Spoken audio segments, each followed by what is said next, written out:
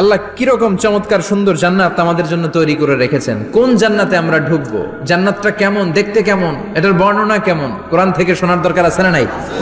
শুনবেন শুনবেন, কষ্ট হচ্ছে না তো? আসুন আমরা শুনি আল্লাহ তাআলা জান্নাতের ভেতরে আমাদের জন্য কি নাজ নেয়ামত তৈরি করে রেখেছেন।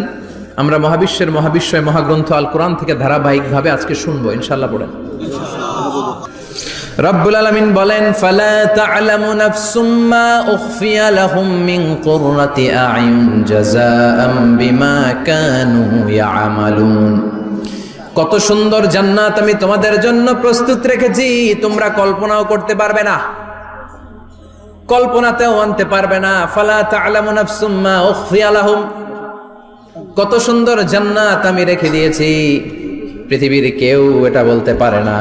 কারোর ধারণার মধ্যে জান্নাতের ধারণা আসতে পারে কত সুন্দর হবে, কল্পনাতীত জান্নাতের সৌন্দর্যটা কোরআনের আলোকে আমরা কিছুটা বোঝানোর চেষ্টা করব, কিন্তু আসলে জান্নাত কত সুন্দর এটা কি না দেখে বোঝা যাবে? কথা বলেন।